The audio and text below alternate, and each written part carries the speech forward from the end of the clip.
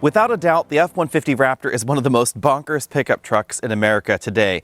This is insane, it's stupid, and I absolutely love it. This is one of the most capable off-road pickup trucks in America, and Ford is specifically talking about Baja-style off-roading, although many of the changes that they make to make this Baja capable actually ends up making it really off-road capable generally. Now, this next statement might be a little bit controversial to some, but I would argue that the changes that Ford made to the F-150 to turn it into the Raptor would also make this an excellent street performance truck if Ford is ever interested in making one of those from the factory, and I really hope they do, because statistically, more of America lives closer to a track or a drag strip than a sand dune. If you've been Raptor shopping and you've thought to yourself, that just isn't crazy enough, don't worry, the Raptor R is coming later this calendar year, and Ford has already said it will have a V8 under the hood, because the Ram TRX has an over 700 horsepower V8, and you can bet that that's what they're targeting with that Raptor R. But for the moment, you'll have to make do with the one that I'm driving today. You'll notice that it is definitely distinctively different from a regular F-150. It is notably wider. Most of the width happens right over here on the fender flares, outside of the headlights. So these are in approximately the same location as in the regular F-150, but they've added more than 6 inches of width with these massive fender flares to accommodate the massive wheels and tires that we have on this model. We also have Ford spelled out in big letters there, marking lights right here in the middle because this is so wide now at over 86 inches wide that it has to have marker lights in most state jurisdictions. Down at the bottom we have LED fog lights. Those are a nice touch. Little Raptor logos over here on these outboard modules. Apparently Ford thinks that some states might require that these modules get covered, so there is a little removable cover and you can then snap them right on there if you need to for compliance. The bottom grille is fully functional. Lots of cooling is required for this engine. We have functional tow hooks up front and of course skid plates all the way around. The skid plate setup is very complete. Although this front bumper may look plastic because of its two-tone design, this is a full metal front bumper. We then have the recovery hooks right there, and they're really well integrated here, so that way as you're digging into dirt or whatever it is that you might find yourself in, it's not going to get covered up. We have that large skid plate there with an access panel for changing the oil. Raptor-specific changes include this hood insert, which does feature a functional vent right there. We also have functional vents on the back side of those front quarter panels. You can really see how massive those flares are. The doors are the same. This sort of has a flare side or step side look to it, thanks to the big fender flares in the rear as well. This vehicle has the optional $7,500 Raptor 37 Performance Package. Obviously, the star of the show is the 37-inch tire that's on this model and the 17-inch forged wheels. Those are beadlock capable. These tires are all-terrain KO2s. A little bit less obvious than the 37-inch tire is what it took to make the 37-inch tire work in the Raptor. This has a different frame than the regular Raptor model, which already has a different frame than a regular F-150. So Raptors actually have 2 different frames under the skin. If you want an easier to park Baja runner, you're probably going to want to wait for the Bronco Raptor. That's going to be on sale later this year, and it is nearly 4 feet shorter than the F-150 Raptor. This is 232.6 inches long because it comes only as you see it here, with the Super Crew cab and the 5.5-foot bed. That is 7 inches longer than a Chevy Suburban, and decently longer than the largest Ford SUV. So obviously parking this can be a little bit tricky in suburbia, not just because of the length, but because of the length and the added width. If you plan on daily driving your Raptor, there are going to be parking spots this simply will not fit in. The frame on this model is different for 2 reasons. The first reason is the suspension mount points needed to be changed because the suspension had to be retuned for the added weight and the size of these 37-inch tires. If you didn't know it already, 37-inch KO2s are pretty darn heavy. And Ford wanted to give this a full-size spare, which you can see right back here in the rear, and that needed to have some things rearranged back here in the back in order to accommodate the size of the wheel and tire. The Raptor has long been known for having impressive suspension travel, but the tweaks required for the 37-inch tires reduce suspension travel by approximately 1 inch. Now you might be wondering, why then would you want 37s on your next Raptor? It's all about ground clearance. That goes up by approximately 1 inch. The big reason, of course, is that this has a solid axle in the rear. When you take a look back here, lurking just behind that large spare tire, you'll see the differential. That is the lowest point of clearance in the Raptor, and the only way to make that higher off the ground is to make the wheels larger in diameter, Therefore, you need the 37s. At this point, I'm sure someone is typing feverishly into the comment section, but wait, you could put portal axles on your Raptor. Yes, that is true. That's the other way that you could get extra differential clearance. Moving all the way around to the rear, we have basically the same tail lamp modules that we find in the regular F-150, again pushed a little bit inwards visually because of the extra body width there. Ford spelled out in really huge letters across the back. These are each almost a foot wide. I kind of wish they'd actually spelled Raptor out in big letters and had a smaller Ford logo somewhere else. Again, large recovery hooks well integrated into the frame of the vehicle, twin large exhaust pipes, and a metal bumper in the back, of course. Next to the license plate, we find a 7-pin trailer wiring harness connection and a connection for a trailer camera. Trick truck tailgates are all the rage lately. Ford sort of started this trend with the integrated step in the F-150's tailgate. We still have one here, but we don't have any flip or fold out sections, no barn doors, no swinging to the side or anything like that. But it does have a power tailgate, which I thought might have been a little silly, but I kind of like. Until the Raptor R lands, all models are going to have this engine under the hood. It's a 3.5-liter twin-turbo V6, cranked up to 450 horsepower and 510 pound-feet of torque. It has increased cooling versus the regular F-150 and a few other minor changes here and there in order to improve durability and off-road ability. It's mated to a 10-speed automatic transmission and an interesting four-wheel drive system. The four-wheel drive system has part-time modes, full-time modes, a locking differential in the rear, and an optional limited slip up front. This one has the limited slip in the front. There are relatively few trucks from the factory that have any kind of mechanical limited slip or locking functionality on the front axle. This is one of them, and that's the reason that this is not just good at Baja racing, but also definitely an off-road capable vehicle, assuming you can find a trail that it will fit on, because again, this is very, very wide, and you will notice it when you're opening the hood and trying to work on the engine from the side. Those extra inches and the extra height definitely make this a little bit trickier to work on. According to the EPA, all Raptors should get about 15 mpg combined, and that is definitely better in the real world than you'll get in a Ram TRX with that 6.2-liter supercharged V8. As with other off-road oriented pickup trucks, towing and payload do take a hit due to the suspension design. Towing drops down to 8,200 pounds when properly equipped.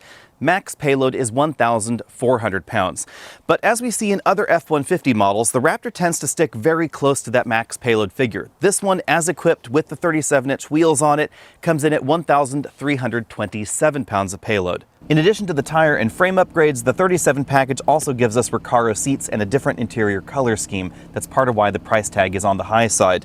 These Recaro seats I find a little bit less comfortable than the regular F-150 seats, but if you plan on taking your Raptor dune jumping or real off-roading, you're probably going to want these seats because they will hold you in better. We have increased bolstering on the seat bottom cushion and on the seat back cushion, but for me, at 6 feet tall and a little bit heavier than I probably should be, I found these seats to be very comfortable. If you're a lot skinnier than I am, you may still find yourself moving around, but if you're a little bit larger than I am, these are going to be just fine. Jumping into the back, there is plenty of room for 3 adults or extra cargo if you want to stuff that back here on the inside of the truck. As you can see, I have about a foot of legroom between my knees and that front seat adjusted for me at 6 feet tall. Plenty of width back here across the rear bench also. You can flip up the rear bench seat and have a nearly flat floor back here. There's no hump for the drivetrain there. Or you can flip up a storage divider right here under the seats, lock that into place, and then you can fold the seat right back down on top of it. One of the features that Ford has been pushing really hard lately is their Pro Power onboard inverter system. And this is a feature that I really love. And I love onboard inverters enough that for years now I've had a 2 kW inverter on board of my Jeep Grand Cherokee. That's basically my overglorified tractor. It never leaves the property. It just moves a sprayer here and there and provides power where I need it in the forest whenever I need to run an air compressor to fill up a tractor tire or something like that, or run power tools. But even that vehicle's onboard inverter doesn't run something like this 10-inch worm drive skill saw very well. This one draws a lot of power. Let's talk about how Ford does that. First off, this one is the 2 kW inverter. If you want the higher output inverters, you have to get either the Lightning or the hybrid model. Hybrid model makes sense because it's got a big inverter on it already for the drive systems. It's got a big battery and of course a big electric motor generator unit. This one, if I press the button, you'll notice immediately the car's engine revs up a little bit higher in order to deliver the power from the alternator that this system requires. Then it'll actually start and run this saw. Admittedly, it starts it a little on the slow side. And When it gets running, you'll hear that the engine is revving up to a higher RPM. But what's interesting is once that starts and once the engine is at that higher RPM, it will actually continue to deliver enough power you can actually cut something with that saw. How the system does that is pretty interesting. Back here in the rear, we have the outlets. You can see right there, 2 kW for the gas, 2.4 for the hybrid, power button right there. And then on the inside, we find the inverter module behind the driver's seat, right here under the floor. I've taken the cover off so you can see it. This is the 2 kW inverter. It is fan cooled. You can see we have one fan over here, one fan on the other side, and then that's ducted over to here. So the air intake is here, it exhausts out the other side. Because 2 kilowatts is a great deal of power, this has a completely separate 24-volt architecture. Over here we have 2 advanced glass mat batteries. These are in series to give us 24 volts total, and these provide a buffer between the alternator that's under the hood and that 2.0 kW inverter on the other side. Now under the hood it has a second 24-volt alternator, so this system is completely separate from the 12-volt system in the truck, the one that's powering things like the 12-volt charge outlets in the back. Now let's go for a spin around the interior. Up here we have a sunglass holder and a bank of auxiliary switches. I love the fact that more and more trucks have auxiliary switches right from the factory. That makes wiring accessories a lot easier. A little bit out of place in the ceiling are these metal speaker grills for the optional Bang & Olufsen sound system that this particular model has. As you can see, we have no moonroof here, but we do have a pretty prominent ridge right there to reinforce the cab structure. It may be difficult to tell on your screen, but this is a two-tone interior. The ceiling and pillars are black, the seats are a dark navy blue. This is part of the 37 package. As you can see, we have perforations on the headrest and a B&O logo because these contain surround sound speakers. We also have the Raptor logo embroidered on the seat back, and the seats themselves are a combination of leather and imitation suede upholstery. There's a Recaro logo on the side bolster, and going in for a closer look, you can see that the center section of this seat cushion is perforated because these seats are both heated and ventilated. There you can see the more aggressive side bolstering. From this view, you can probably see the two-tone design of the front doors a little bit more easily. The bottom portion of the door is charcoal. The armrest color matches the seat upholstery, and then above that we have another dark navy section. It looks almost gray on the camera, but it is blue in strong light with red stitching there. Moving over to the dashboard, we have unique treatments here for the 37 package. We have carbon fiber accents on the inside, including this secondary glove box right here. The button to release it is over there. You can store your knickknacks, smartphones, things like that easily there inside. There's also a carbon fiber specific package available in the Raptor. Don't confuse the two. Same material going on in the upper section of the dashboard. It is a soft touch material, red stitching right there on top. We have a large glove box below. I was not able to fit an 11-inch tablet computer inside. It is a little bit wider than it is deep. Moving over to the dashboard, we find the 120-volt power outlet I mentioned earlier, 12-volt power outlet there, and then this large touchscreen infotainment system. Above the touchscreen, there's a button bank with controls for the auto start-stop system, 360-degree camera system, autonomous parking system, hazard lights right there, traction and stability control, and then this button is for the trail control system that includes trail one-pedal drive. The mysterious blinking light to the right side of everything, that's for the driver attention monitoring system, which it should be noted is not actually active on the Raptor models. It was supposed to be part of Blue Cruise, but unfortunately, Ford has said that some of the other off-road systems on this vehicle conflict with Blue Cruise. So we have that one sensor over there and this one sensor over here to the left of the driver. That was part of a preparation package. These vehicles are never going to get Blue Cruise according to Ford. They're actually refunding the money that customers paid for those systems. Over here we have the Pro Trailer Assist dial and engine start-stop button.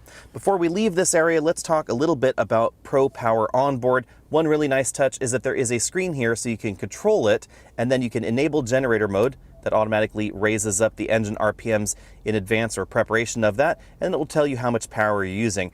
If you had the onboard scales, things like that in other F-150 models, you'd also find those apps in there. Below that, there are a ton of physical knobs and buttons. Here's the integrated trailer brake controller, the controls for the four-wheel drive system. As you can see, there is a 4 auto mode, which is a nice touch, in addition to 2 high, 4 low, etc. Push this for locking the rear differential. The front in this vehicle is a Torsen, so it self-locks, and then this dials around through the drive modes. You'll find the drive modes indicated on the full LCD instrument cluster. To the right of that, we have the controls for the 4-zone automatic climate control and the infotainment system. Lots of buttons and knobs. Should be easy to deal with gloves on. We then have a sliding compartment here where we find 2 USB inputs, Qi wireless charging mat, 2 big cup holders right there, a slot where you can keep your smartphone, and Ford's power shifter design. This is kind of interesting, so you can fold it right there into the dashboard if you want to use this area as a workspace. That way this can go flat right like that. It's an interesting solution to give you more of a physical traditional shifter design here rather than a knob or something on the dashboard, and still give you a flat work surface. Another nice touch is, since that it is already powered, if I put the vehicle in drive right like that and then hit the power button, it'll actually park itself and then motor that over there to park. For safety reasons, this will also do that if I open the driver's door. So you can see, open the driver's door, automatically moves over there to park. Now, one annoying touch is that if you're the kind of person that wants to beat things to it and you want to try and put it in park right as you're opening the driver's door with your foot still on the brake, that can be a little bit tricky because this is motoring itself off there and you're kind of fighting it, trying to get it into park. Now, under this center console, we have a very large storage area, just as you'd expect in a pickup truck. This is designed for letter-sized hanging files. Going back for a look at the full LCD instrument cluster, this is configurable, but it's not as configurable as some of Ford's other displays. It gives us a lot of different information, including things like off-road information, power distribution, engine information, etc. The 4-spoke round steering wheel is pretty similar to the regular F-150, but with some Raptor-specific modifications like the red band right there at the top of the steering wheel, sport grips over here on each side, large metal paddle shifters right there on the back. I love the size and the fact that they're metal. These have a really premium touch that for some reason the $130,000 Audi RS6 that we have in at the moment does not have. These are nicer paddles, I have to say. Over here we have the controls for the adaptive cruise control system, lane centering assistant as well. Not Blue Cruise, but this does have the lane centering system, volume up, down, voice command button, and then over on this side we have controls for that multifunction LCD instrument cluster and a few Raptor specific buttons. So this one, for instance, rotates us through 4 different levels of steering tuning. We have comfort, standard, sport, and Baja there. We also have suspension settings right here because the dampers are adjustable in this vehicle. This is one of the best things about the Raptor, really. And then we have the ability to adjust the sound of the exhaust as well. It starts in normal. There's also sport, Baja, and quiet. Although it is interesting that if you enable Baja mode, the car will tell you it's intended for off-road use only. A really elegant touch with the drive mode selector in this vehicle that we don't find in all off-road oriented vehicles is that if we engage things like the Baja drive mode, it will automatically shift the 4-wheel drive system for us. So if I rotate this knob over here to say normal mode, then the vehicle will disengage for high. It will automatically go back to 2 high, and it will adjust some of the other vehicle settings right there automatically as well. I think this is a really handy touch because I can't count the number of off-road vehicles that I've been in where if you twiddle that knob and it still has an electronically controlled 4-wheel drive system, it will still tell you that you have to engage 4-wheel drive. Now, admittedly, the one exception to this is, of course, if I rotate over here towards the rock crawling mode, then it's going to tell me I have to shift to neutral in order to engage 4 low. Now that makes sense because I have to put my foot on the brake, engage neutral, and then of course it does it for me because it's already selected it, just told me I had to go to neutral first.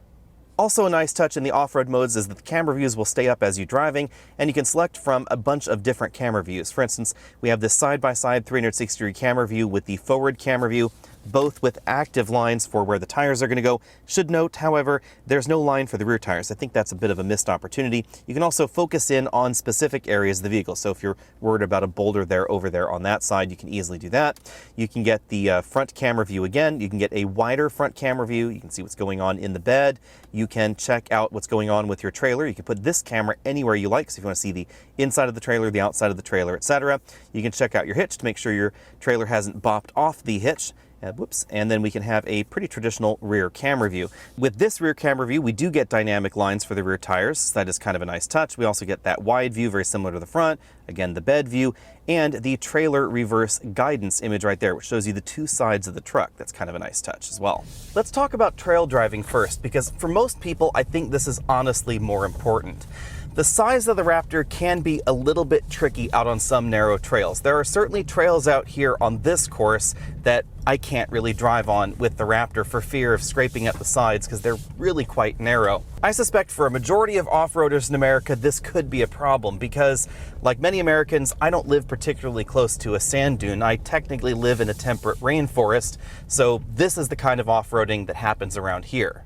Aside from the width, which can be a little bit tricky, as you're probably seeing on that camera right there on the side, the rest of the Raptor systems are very well adapted to any kind of off-roading. We get excellent contact with the ground thanks to the articulation that we find in the suspension, the amount of ground clearance that we have, which means you can pick a better line. And all of that means that you'll actually end up using the rear locking differential and the torsion front differential a little bit less than in some competitive trucks. As long as you can maintain contact to the ground with all 4 tires, you don't really need lockers in a wide variety of off-roading situations. Really, contact is what you need, and then you end up needing lockers and limited slip differentials for when things start getting a little bit too slippery, where you need to apply power where you don't have as much grip, and you need to be able to send that power across the differential. On tighter trails like this, I really appreciate the various camera views we have here, especially the 360-degree view, so I can kind of see exactly what's going on that other side of the truck, since it is fairly wide and some of these trails are kind of narrow. Now, it's worth noting that if you want these camera views to stay on as you're in motion while you're driving down the trail, then you do have to put it in 4 high or 4 low. If it's in 4 auto, it will automatically time out. Also really handy is the very forward-facing view, because that front of the vehicle is quite far out there, and it really is good to have more of a bird's eye view from the front bumper to see what's going on. As we creep back up the hill, let's talk about the one-pedal drive. That's what Ford is calling basically what others call progress control. I can adjust my forward speed with the cruise control buttons here. I can actually dial it up to 20 miles an hour, which is fairly fast for an off-road assist system like this, and it will maintain your speed uphill and downhill. I can also toggle it all the way down to just 1 mile an hour. Although maintaining 1 mile an hour is easier when you're in 4 low than in 4 high, it's worth noting that it will never go slower than 1 mile an hour. So some of these off-road progress control systems will go down to about half a mile an hour, but this is very smooth, much smoother than the progress control systems that we find on a lot of Toyota and Lexus vehicles. They have certainly improved their systems, but they're still a little herky-jerky at times, and this definitely has a smooth feel to it. Also a very smooth feel with the downhill assist braking. Now let's get the Raptor out on the surface that it will be spending most of its time on. Yep, it's time to talk pavement, because the fact of the matter is Raptors are going to spend more of their time on pavement than off pavement, so logically this is a very important factor when deciding on a Raptor versus something else. Acceleration in this model happened in 5.5 seconds. That is definitely excellent for a pickup truck, and that's part of why I think this has all the right combination of parts for a street performance truck with just some slight modifications. I've said the same thing about the Ram TRX, but I think this is better adapted to that setup, even though the TRX is notably faster. That will go 0 to 60 in well under 4 seconds. Stopping distance is above average for a half-ton truck. This one came in at 140 feet. Stopping distance and a little bit of suspension tweaking and ride height, those are the only things that I would really change for this vehicle to turn it into a street performance truck. You can also do some trim modifications on the outside, body colored fender flares, etc. But this really has a good solid feel out on the road, especially thanks to the adaptive suspension that Ford put on this model. It's really difficult to damp suspension motions when we're talking about big 37-inch tires. There's a lot of unsprung weight going on there. 37-inch tires are big and they are very heavy, but this has a really well-sorted, comfortable ride, and handling is pretty decent thanks to the wider track and the relatively wide tires, also the light curb weight. Out on a rougher road like the gravel road that I'm on now, the adaptive damper system is definitely well suited to this kind of surface. If I were looking for a fun performance truck that could do duty as a country life vehicle, this would also be a really great choice, because the suspension tuning here is simply more compliant than it is in the average F-150 thanks to the adaptive dampers. So if you live down a gravel road or a dirt road and you're looking for a performance truck that handles that situation really well, this is going to be a great choice. Back out on the paved road, I'm still going to give ride quality an A. I think this falls just below a Ram 1500 with the available air suspension in that model, but I love the fact that it's so easily adjustable. Just a button press here on the steering wheel adjusts the suspension mode, so if you want it a little bit firmer out on your favorite winding road, and then you want it a little bit softer when the road starts to get a little bit rough, you can do that as well. You can also adjust the flaps in the exhaust to make the exhaust louder or quieter.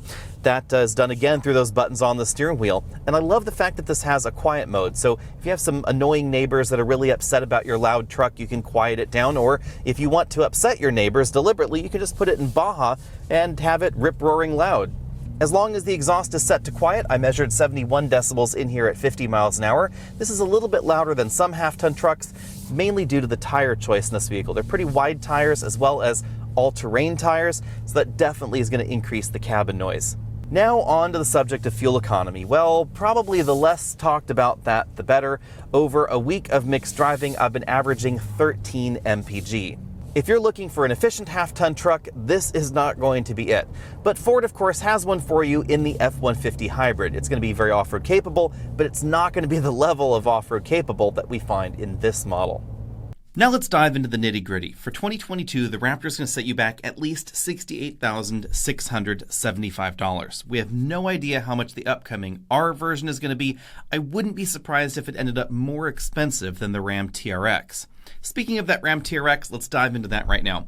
The TRX is logically the most direct competitor, and depending on how you want to look at it, the only competitor to the Raptor at the moment. It's going to be more expensive at $70,325. And it takes the crazy dial and it dials it all the way up to 11. But a slightly different kind of crazy in a way. It has a 6.2-liter supercharged V8 engine producing 702 horsepower. This is essentially a very slightly truckified version of the Hellcat engine that we've seen from FCA, now Stellantis, for quite some time. Like the Raptor, the TRX gets a different frame, it gets a unique suspension design, more than a foot of suspension travel, shocks that have been beefed up. It's designed for dune jumping, it's designed for jumping up in the air. In fact, at the Ram TRX launch, they made a special point of having everybody jump the TRX just for no particular reason other than to demonstrate that it absolutely could.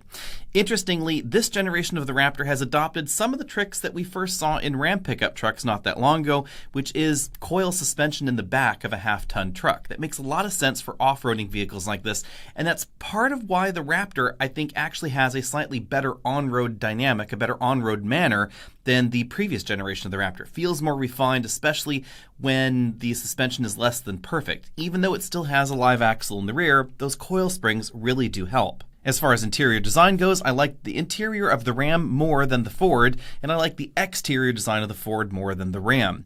Now, I think Ford could update the interior, and I wouldn't be surprised if they did in relatively short order, because the Lightning is getting a new 15-inch display, basically borrowed out of the Mustang Mach-E, grafted right into the dashboard of the Lightning. I know that a lot of folks really dislike that particular design, but I've seen it in person, I've played with it in person on multiple occasions, and I have to say, I love it. I really hope that Ford decides to just swap that display right out, stick it in every F-150 in the upper end trims and in the Raptor. That would be absolutely perfect. Next up, we have a sort of competitor that's new for 2022, and this one I'm going to be driving very, very soon. It's the Chevy Silverado ZR2. This is not quite the same ZR2 formula that we find in the Chevy Colorado, the midsize truck in Chevy's lineup, because this doesn't get any wide-body modifications, like, interestingly, we do find on that Colorado. But Chevy has touched all manner of systems on the vehicle to make it more off-road capable. It has a 6.2-liter naturally aspirated V8 engine producing 420 horsepower, so certainly less than we find in the Ram. Performance is also likely going to be a little bit below the F-150 thanks to the curb weight on the ZR2. It does have a 10-speed automatic transmission, interestingly, basically the same 10-speed that we find in the F-150 since Ford and GM co-developed that transmission together. The big thing we don't know about the ZR2 yet is its price tag. A lot of early indications had pointed to an MSRP starting at $55,000 or maybe $56,000, perhaps $60,000, but it looks like now it's going to be more like $65,000 or $66,000. Definitely perilously close to the Raptor and of course the TRX, which are certainly more dune jumping focused. On the other hand, the refreshed Silverado will definitely have one of the nicest interiors in a half-ton truck, if not the nicest interior. I was able to sit in the new Silverado and the GMC Sierra at the Chicago Auto Show, and the interior really is top-notch, as is the new infotainment system. This is going to use the new Google-connected infotainment system that GM is going to be rolling out across their lineup. The system is snappy, it's responsive, it's easy to use, and it also is pretty attractive. It also has a much bigger screen than we've seen in Chevy's trucks before. As honestly truly terrible as the interior was in the pre-refresh Silverado, I never really cared for that design or the parts quality. This one really appears to have leapfrogged that and is in direct competition to be the best interior in a half-ton truck. So be sure and stay tuned. If you haven't already hit that subscribe button, do so now, because again, I'll be driving that in just a few weeks and I'll be able to see it in daylight. Now for the most interesting competitor, the new Bronco Raptor. As its name implies, this is the Raptorified Bronco, and a lot of the same things that Ford did to the F-150, they just took and did to the Raptor as well. They tweaked the suspension, they tweaked the frame, they tweaked the body. It is 10 inches wider than a regular Bronco. A normal Bronco is notably narrower than an F-150, but the Bronco Raptor manages to be a hair wider than the F-150 Raptor. That's how wide we're talking, about 10-inch width improvement. It actually uses the same tires and basically the same wheel size that we find in the F-150 Raptor, and that's exactly why Ford did that to the Bronco, so they could stick those 37s on it. That's also why the frame and other components had to be upgraded in order to accommodate the suspension changes, the suspension improvements, the ground clearance, everything that they wanted for those 37-inch tires. But what's interesting about the Bronco is that it's logically going to be much more maneuverable in situations where you want the off-road capability of a Raptor-like vehicle, but a Raptor might have troubles fitting. A Raptor's 232.6 inches long, the Bronco just 191 inches long. And if I go down this list here, you can see the improvement that we're talking about here. The angles are massive. Approach angle in the F-150 Raptor is 33.1 degrees, Bronco Raptor 47.2. Departure 24.9, that jumps all the way up to 40.9 for the Bronco Raptor. Breakover in the F-150 Raptor, 24.4, goes all the way up to 30.8. And that's the Raptor with 37s, of course, the F-150 Raptor with 37s. If you get the F-150 Raptor with the smaller wheels, then the difference is going to be even bigger. It's also worth noting that the Bronco Raptor gets a real front locker, not a limited slip differential up front. So if you're looking for that next level in off-road capability, then the Bronco might actually be the right vehicle for you. There is, of course, a certain amount of practicality you gain in the F-150 Raptor or the Ram TRX or the ZR2. You obviously have that bed back there that you can stick things in, but it's not a 6.5-foot bed, it's not an 8-foot bed, it's the smaller 5.5-foot bed, so its usefulness is somewhat more limited than the others. Also keep in mind that payload does drop versus other versions of the F-150. There are F-150s that have payload ratings of 3,000 pounds or so, and in the Raptor version it's going to be generally under 1,400, so payload is going to be reduced. And when we're talking about off-road fun, remember that the Bronco's doors come off, the roof comes off, etc. So in that respect, it's going to be much more of an interesting lifestyle off-roader, although I kind of hate that particular term. Let me know what you think about all that down there in the comment section. If you're shopping for a Raptor, let me know. Are you specifically looking for a truck that does these things, or are you looking for the off-road capability, that badass desert hauling, desert dune jumping capability? Would you be satisfied with that same level of capability plus extra capability in something like the Bronco Raptor, or do you think I'm totally off base here and that is a completely different customer? If that's a completely different customer, then I would probably Raptor. I love the TRX, don't get me wrong, but I think it's just a little too far beyond in some ways, and I think that the Raptor is, I hate to say it, but almost more of a rational option here. The ZR2, also an interesting option, just not quite the same thing. Again, hit that subscribe button if you haven't already done so, because I will be driving that over the next few weeks or so. Also, find me over at facebook.com/AlexNautos, Instagram, all those other social places, and I'll see everybody next week.